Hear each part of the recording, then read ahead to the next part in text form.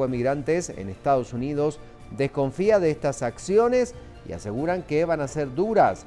2 millones de guatemaltecos viven en Estados Unidos, 800.000 residen de manera ilegal, se calcula, y 5.000 millones recibe el país en remesas. Damos vuelta de página a esta hora de la mañana y nos encontramos con otra noticia. Se destinarían 1.000 millones de quetzales para ONGs. Estamos hablando de fundaciones y organismos que se quejan de haber sido excluidos en el proyecto. Justamente ese es nuestro tema del día. El proyecto del presupuesto contempla, como les decía, 1.002 millones de quetzales para ONGs, fundaciones, organismos internacionales, y el Ministerio de Salud es la cartera que dispondría de más recursos para esas entidades que reciben apoyo del Estado para desarrollar su labor. Sin embargo, organizaciones de ancianos, la Unidad de Acción Sindical y Popular, algunas ONGs mezclan sus demandas en el Congreso, en donde exigen atención y recursos públicos. En algún momento bloquearon ayer por minutos incluso el ingreso a los diputados. Seguimos con la información esta mañana, una noticia más en esta vuelta de página, y es que efectivamente Educación deberá priorizar. Incrementa su presupuesto, seguiría sin ser suficiente, cobertura en preprimaria y secundaria es necesaria, apuesta por refacción, gratuidad y útiles. La cartera educativa solicita para el 2017 un incremento de 969.000 quetzales, 900 millones en su presupuesto, y sobre todo asignar más recursos a su programa.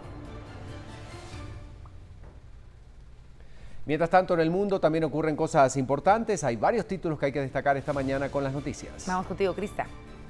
Así es, compañeros, repasemos juntos desde muy temprano las noticias más importantes que están recorriendo el mundo entero junto a las portadas, y es que hoy tenemos que destacar precisamente lo que está sucediendo en Centroamérica por el huracán, y nos vamos hasta Nicaragua. El Nuevo Diario con una portada bastante impactante: miles de evacuados por el huracán, y fotografías obviamente de las personas que están sufriendo y están siendo víctimas a causa de este huracán. Emergencia, obviamente, casi 2.000 personas que eran llevadas anoche a distintos refugios en la costa caribeña de Nicaragua para poder protegerlos del huracán Otto, que se acercaba con vientos superiores, como hemos comentado, de 120 kilómetros por hora.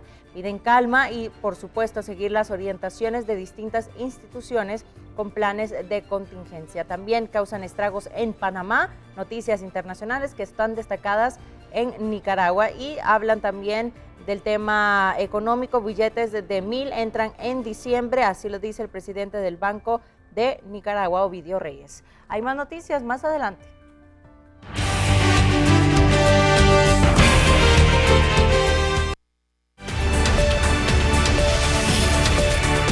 Bueno, vamos a preguntarle esta mañana a José Toledo, oficial nacional de monitoreo de la CONRED, de esta tormenta Otto que se convierte en huracán en categoría 1. ¿Qué está pasando en estos momentos y qué puede pasar en las próximas horas? Sobre todo para tener la información completa en relación a este tema. Bienvenido, gracias por recibir nuestra llamada. ¿Qué nos puede decir al respecto? Lo escuchamos. Buenos días, es un placer poder estar con ustedes esta mañana aquí en Viva la Mañana. Efectivamente, según el último reporte que tenemos de hace unos minutos, el huracán Otto, aún categoría 1, continúa su trayectoria hacia la parte fronteriza norte de Costa Rica y Nicaragua, donde, como ya ustedes han referido en una noticia anterior, ha causado bastante lluvia, bastante desolación, en fin, el impacto del mismo. Esto no ocurría en esa área desde el año 1851, para una referencia histórica.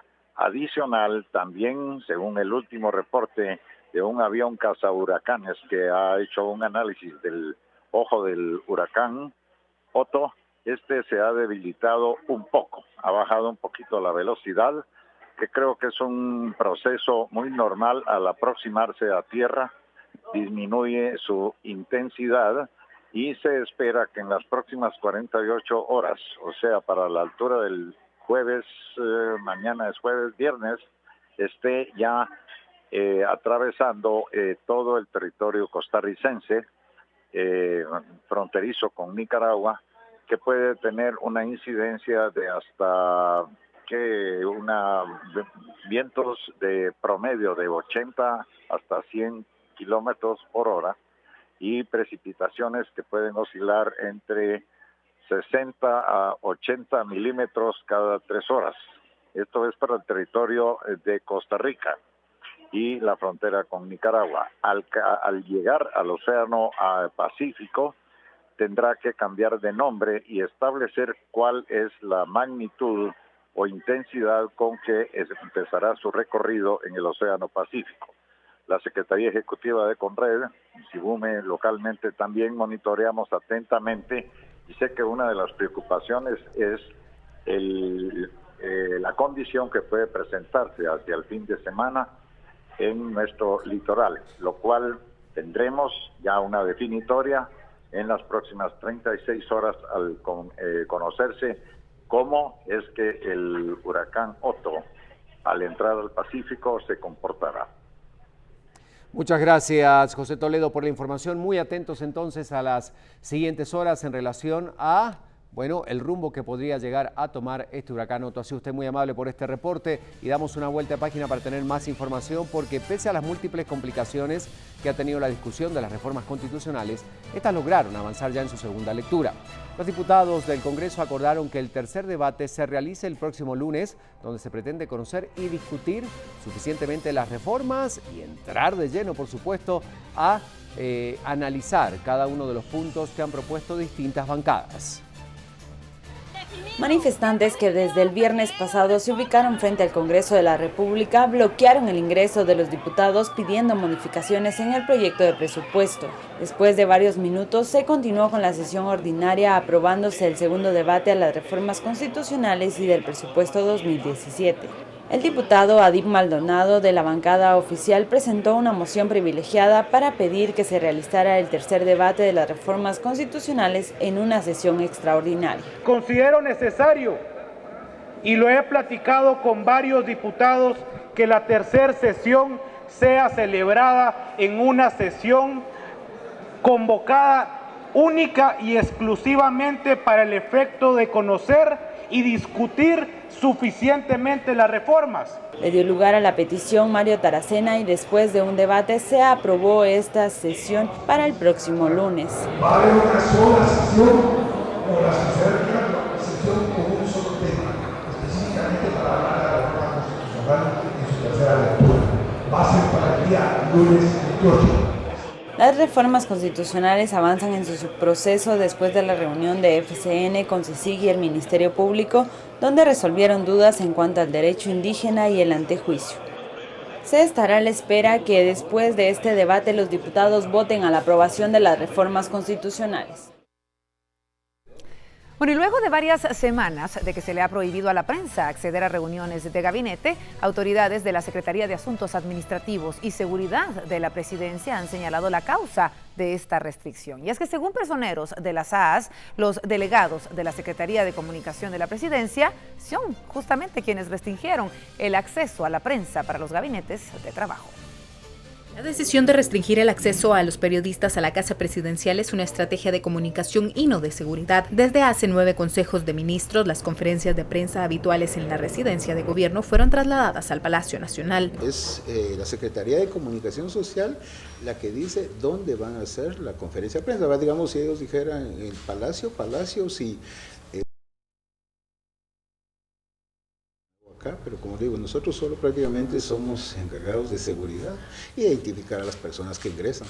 Los comunicadores del gobierno indicaron primero que la restricción era por unos trabajos de reparación en la Casa Presidencial, luego que se trataba de un espacio privado del presidente. El titular en funciones de la Secretaría de Asuntos Administrativos y de Seguridad de la Presidencia confirmó que los trabajos concluyeron hace 3 semanas. Ese fue que en su momento se solicitó que no hubiera tráfico de personas. Los trabajos ya finalizaron. La elaboración de esta estrella jardinizada alrededor de la fuente y el pulido del piso en el área pública fue la razón por la que se retiró a la prensa. Para los arreglos, la AAS contrató a la empresa Soluciones y Servicios Sociedad Anónima por 15,000 quetzales. La Secretaría de Comunicación Social señaló que por tiempo indefinido se mantendrá la disposición, mientras el vocero indicó que la solicitud de los periodistas a las reuniones de gabinete era un tema agotado. Jóvenes, yo creo que este tema ya se ha discutido ampliamente, se ha agotado, por lo que creo que pues si no tienen más preguntas sobre otro tema, daríamos por terminada esta reunión.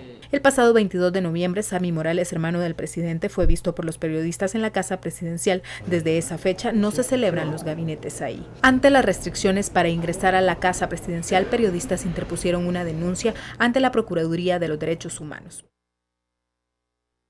Bueno, y varios empleados de la finca San Gregorio, que está ubicada en Piedra Parada, acuden a manifestar frente a las oficinas del ICS con el fin de realizar una serie de denuncias. Dentro de ellas están expresando en primer lugar la violación a sus derechos a la salud, porque dicen que han incumplido con el pago del Instituto Guatemalteco de Seguridad Social y honestamente ellos reclaman que no es la primera oportunidad en la que se encuentran en una situación similar. Son los ex empleados afectados y sin acceso al programa de invalidez, vejez y sobrevivencia del Instituto Guatemalteco de Seguridad Social por el incumplimiento del aporte descontado a los trabajadores por la finca San Gregorio Piedra Parada. Hay situaciones de emergencia ya con varios ancianos y como ellos ya bien nos dijeron, ellos trabajaron más de 25 años y nunca jamás han sido atendidos por el ICS debido a las anomalías de la empresa Campoyo en ese tiempo. En aquel entonces hubieron personas mayores de edad que trabajaron más de 30 años de edad. En aquel entonces laborábamos en la empresa San Gregorio Piedra Parada, una finca de Ulera, dueño de Ricardo Campoyo, Ricardo Campoyo López. En este entonces nos hacían un descuento de 12 centavos por ICS. 38 ex empleados ya fallecieron y las viudas pelean el beneficio. Piden acciones administrativas y legales contra la empresa que ha violado sus derechos a la salud y los ha dejado en condiciones inhumanas. El ICS señala que se ha iniciado 4 demandas en su contra por adeudo de la empresa. Según tenemos información preliminar, que de las 4 demandas estamos hablando de unos 6.7 millones de quetzales. El presidente del ICS recibió a una delegación y prometió colaborar con ellos según su competencia. En el ámbito de lo penal, porque vemos que hay casos donde se podría percibir que hay apropiación indebida, pero también hasta lavado de dinero, porque el dinero de los trabajadores pues es utilizado para otros fines. 6 de la mañana con 11 minutos, cambiamos de tema porque en el presente año se ha incrementado el decomiso de mercadería de contrabando en el área del Puerto Quetzal. Con estas y otras acciones, personeros de la SAT buscan llegar a la meta de recaudación establecida, además de depurar las oficinas de esta terminal.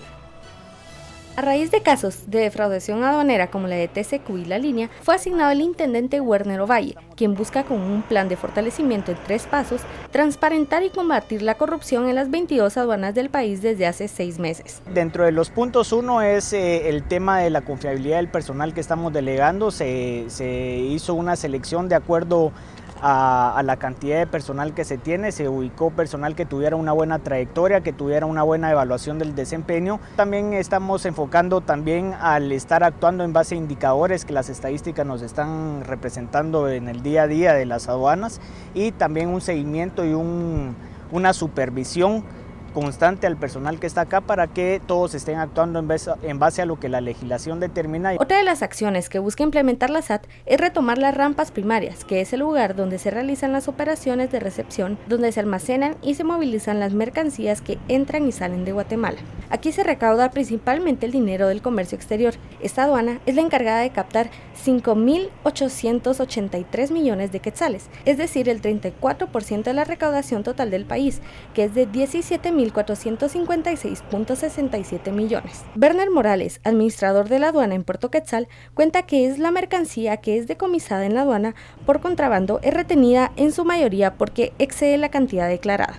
Actualmente pues tenemos bastante, como se ha incrementado el nivel de incautación de mercancías, sí hay un incremento bastante notorio en cuanto a los decomisos que se han venido realizando. Durante agosto y septiembre pasado se superó la meta, algo que no había pasado desde hace